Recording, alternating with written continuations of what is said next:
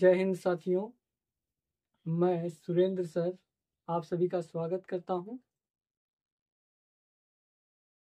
साथियों, आज हम जय शंकर प्रसाद जी द्वारा रचित गीत, जो कि परीक्षा की दृष्टि से दोस्तों बहुत ही इम्पोर्टेंट है। यह समान हिंदी और साहित्यिक हिंदी दोनों के लिए है।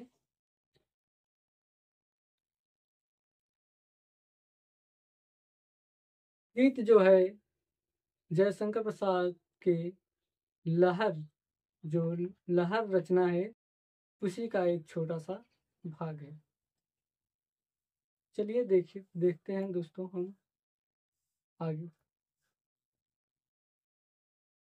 बीते विभावरी जागरी, अंबर पनघट में डुबो रही, तारा घट ऊषा नागरी।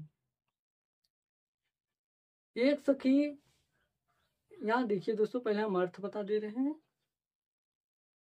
बीते विभावरी, विभावरी का अर्थ होता है साथियों रात।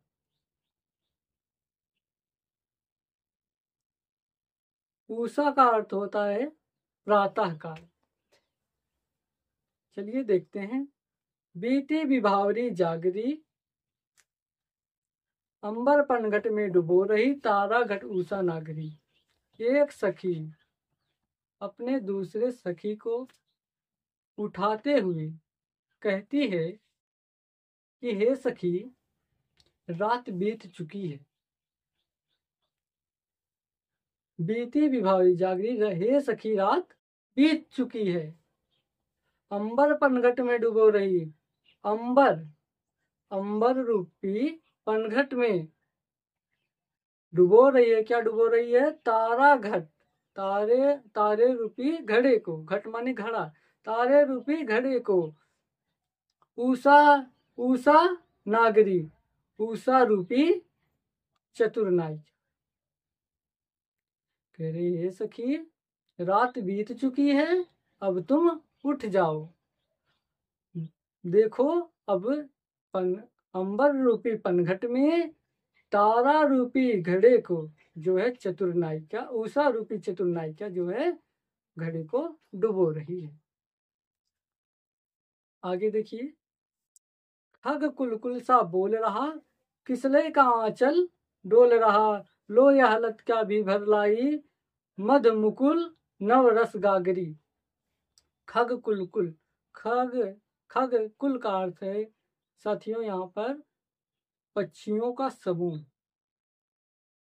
किसलय माने होता है कोमल लाल पत्ता।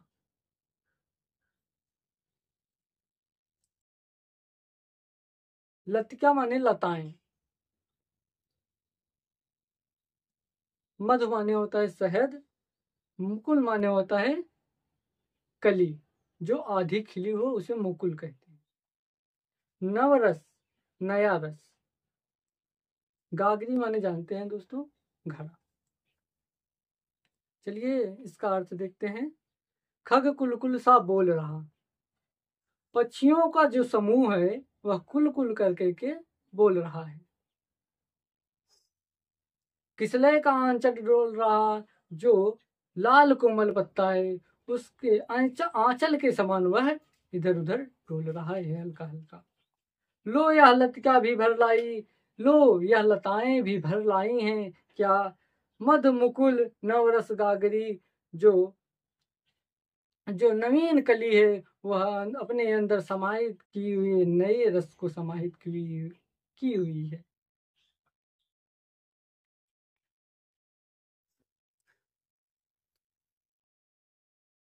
चलिए देखते हैं हम आगे।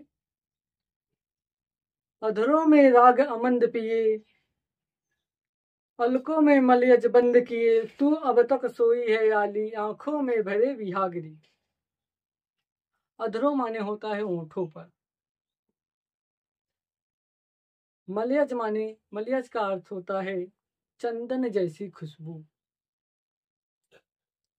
आली का अर्थ होता है, आली का अर्थ माने होता है यहाँ पर सखी।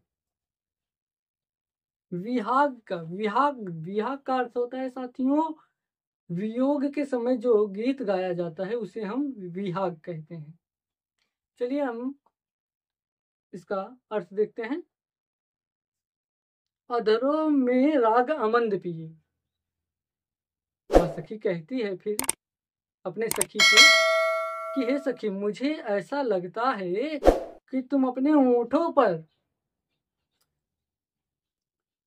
अमंद राग को पिए हुई हो। और कहती है अलको अलको माने बालों में मलयज बंद किए अपने बालों में।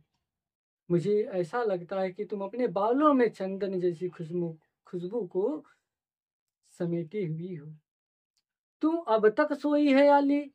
हे सखी तू अब तक सोई हुई है। हे सखी तू अब तक अलसाई होकर के सोई हुई है।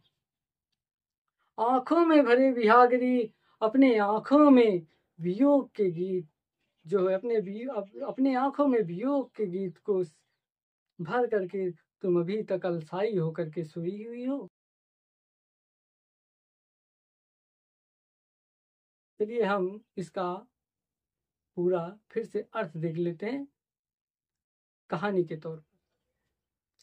एक सखी रहती है दोस्तों, कहती है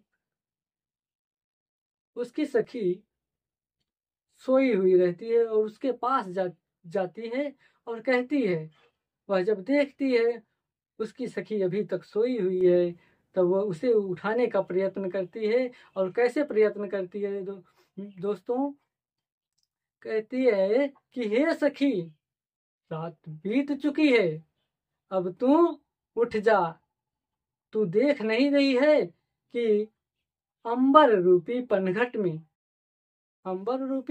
में जो चतुर नायिका है, उषा रूपी जो चतुर नायिका है वह तारे रूपी घड़े को डुबो रही है। फिर कहती है